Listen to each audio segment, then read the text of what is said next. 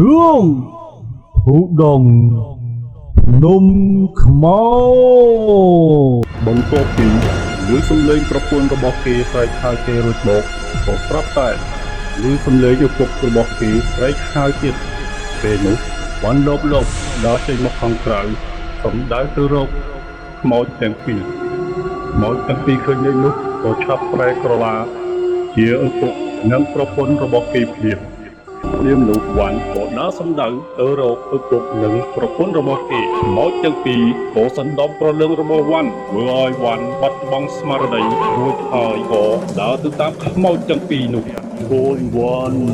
ត្រឡប់ទៅផ្ទះយើងវិញពុករួចវ៉ាន់ក៏ឈ្ងោកមុខលែងគ្រប់គ្រងអារម្មណ៍បានពេលនោះពួកខ្មោចទាំងពីរក៏បាននាំវ៉ាន់ដើរចេញទៅនៅក្រោមពន្លឺព្រះច័ន្ទដែលកណ្ដាលរាត្រីសំឡេងឆ្កែចចកក៏បានបន្លឺឡើងដល់រកូនយូរហើយត្រឡប់ទៅវិញមកតាមពុកមកគូមកតាមពុកមកតាមពុកមកតាមពុកមកតាមពុកមកទៅផ្ទះយើងវិញទៅផ្ទះយើងវិញពួកអាខ្មោចញីឈ្មោលទាំងពីរក្បាលនេះវាពិតជាថ្លើមធំមែនយើងមិនដែលទៅប៉ះពាល់អ្វីវាឡើយថ្ងៃនេះវាមកបំពេញកន្លែងអាត្មាហ៊ាននាំកូនចៅអាត្មាទៅធ្វើរឿងបាបកម្មបែបនេះអាត្មាមិនលើកលែងឲ្យឡើយអាត្មានឹងប្រដៅឲ្យស្គាល់ស្នាដៃម្ដងសាងតែបាបកម្មមែនខ្មោចទាំងក្បាលនេះបើមិនប្រដៅទេវាមិនរៀងចាឡើយប្រកាសជានៅតែសាងបាបកម្មដល់មនុស្សលោកគ្រប់គ្នា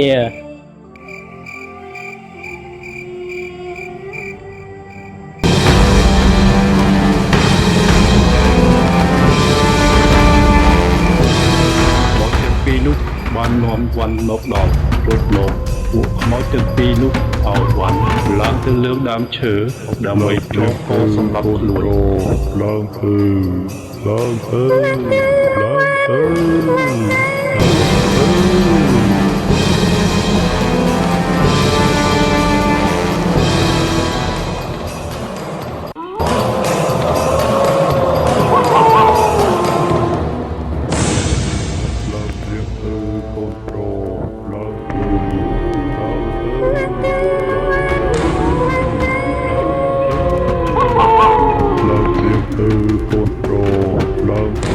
ឈប់ភ្លាម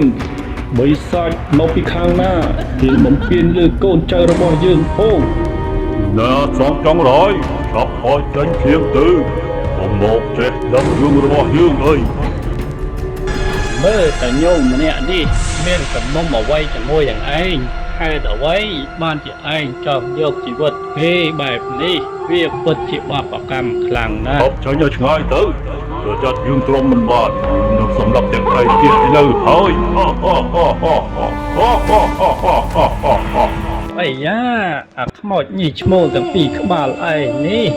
ស្លាប់ទៅជាខ្មោចហើយនៅសម្ដីក្រំបើទៀតមកចង់ដឹងថាតើសម្ដីឯងនេះនៅខ្លាំងទៀតទេបន្តិចទៀតនេះរលកទៅធ្វើរឿងរបស់ឯងវិញទៅពុំមកចិត្តដឹងរឿងរបស់យើងវិញចាប់ថយចេញព្រាមទៅប្រយ័ត្នយើងទ្រាំមិនបានណាថ្ងៃនេះបើអាត្មាមិនផ្ដល់មេរៀនថ្នាំខ្លាំងឲ្យឯងខ្លះទេនោះពួកឯងប្រកាសជាមិនរៀងចាលឡើយ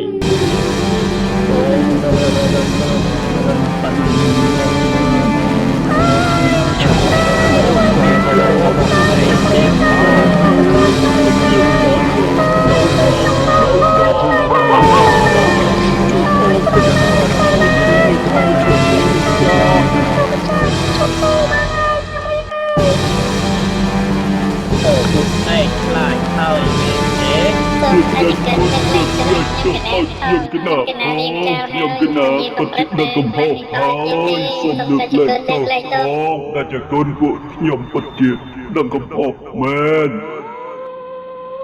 ហ ហើយចប់ពួកឯងទាំងពីរនាក់នៅដឹងអំហុសចេះកែខ្លួនធប់ប្រព្រឹត្តនៅអំពើបាបកម្មនេះទៀតធប់សម្លាប់ជីវិតគេទៀតទៅធ្លាក់នរកកាន់តែជ្រៅស្រោចស្រង់មិនបានទេខ្លាយទៅជាខ្មោចអនាថាគ្មានអ្នកណាអាចជួយបានទេបើយើងមិនខំប្រឹងសាងអំពើល្អ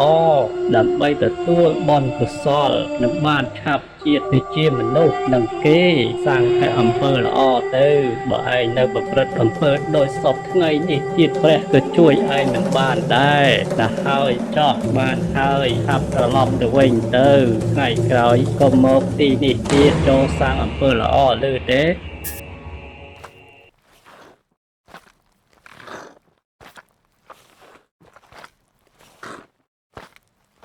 ក៏យមបានអើយប៊ីសនឹងបាត់បង់ជីវិតទៅហើយដាក់បីដបងសិនឲ្យឆាប់ដឹងខ្លួន យីអញចាក់កណ្ដុំឆើបយីរាជគុណហេតុអ្វីខ្ញុំមិននៅកន្លែងនេះចឹងយីហេតុអីបាននៅគេដាក់ប្រៃស្ងាត់បែបនេះហើយរាជគុណមកធ្វើអីទីនេះនាំខ្ញុំមកធ្វើអីស្ងាត់ពីមុំបែបនេះអើយគួយខ្លាចព្រឺសម្បល់ខ្លាំងណាស់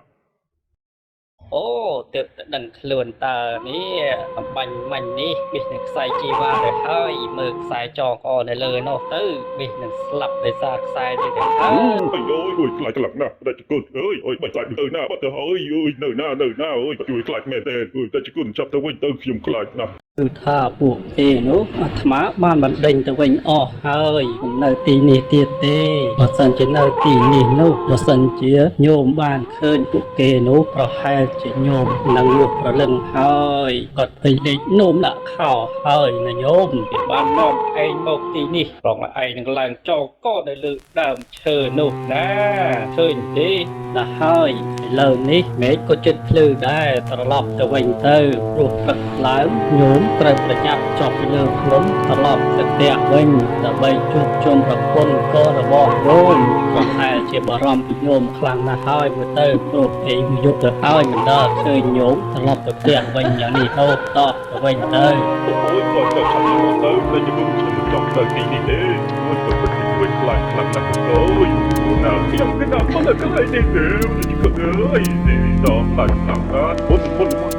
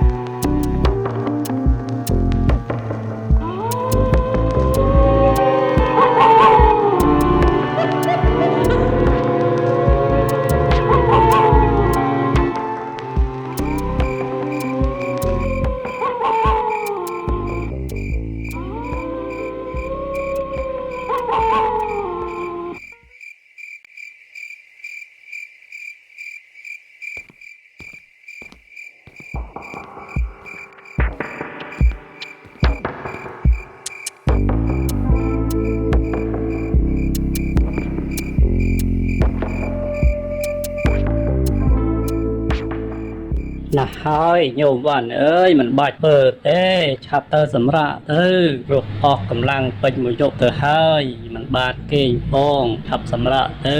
រស់ព្រឹកឡើងញោមត្រូវធ្វើដំណើរចុះពីលើភ្នំផង មិនអីទេបដិជគុណខ្ញុំកណាដេកលក់ទេលោះឲ្យខ្ញុំកណាគិតថាដាំទឹកប្រគេនបដិជគុណឲ្យហើយលុះដល់ព្រឹកឡើងខ្ញុំកណានឹងថ្វាយបង្គំលាបដិជគុណចុះពីលើភ្នំហើយ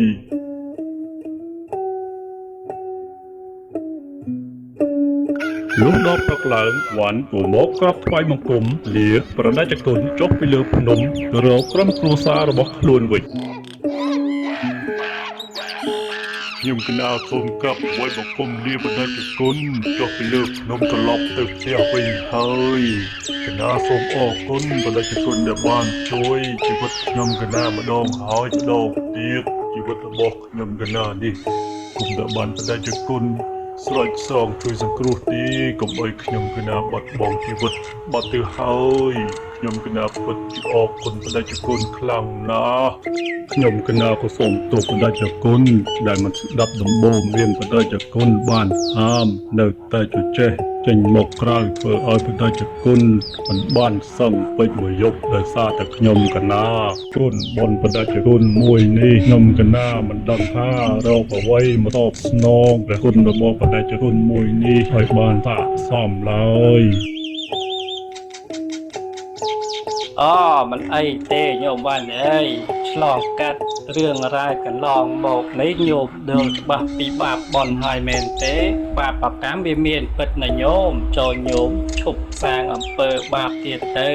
ឈប់ប្រកបមុខរបរសម្លាប់សត្វទៀតទៅចូលញោមសាងតែអំពើល្អហើយប្រកបមុខរបរផ្សេងទៅឈប់ប្រកបមុខរបរអបអរបាញ់សត្វសម្រាប់ជីវិតអ្នកដទៃនេះទៀតទៅណាញោមណាចូលសាងបុណ្យសាងកុសលព្រោះថានៅដើមឈើធំធំនោះជួនវាមានអរុកអរិយអ្នកតា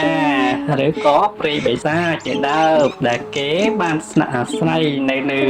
ដើមឈើនោះណាញោមរួចហើយញោមអរបាញ់ទៅជួនក៏អាក្រក់ពើរបស់ញោមហ្នឹងទៅខ្ទាបទៅត្រូវពួកគេនោះក៏ខឹងសម្បាដោះហើយពួកគេតាមផ្ដន់ទាខឹងនឹងញោមចឹងញោមឈប់ប្រព្រឹត្តពើអស់ទៅនេះទៀតទៅវាប៉ះពាល់ដល់អ្នកដទៃគណៈបដិជគុណខ្ញុំគណៈឈប់ប្រកបមុខរបរបរបាញ់សត្វនេះទៀតហើយខ្ញុំគណៈនឹងទៅធ្វើស្រែចម្ការវិញហើយឈប់សម្លាប់សត្វទៀតហើយបដិជគុណគណៈសូមក្រាបថ្វាយបង្គំលាណាស់ហើយត្រឡប់ទៅវិញចោះសុខចម្រើនណាញោមតបពីបានការស្ដាប់ទូមាន ព្រានប្រដៅរបស់ប្រដេចគុណក្រោយមកវ៉ាន់ក៏ធ្វើដំណើរចាក់ចេញទៅ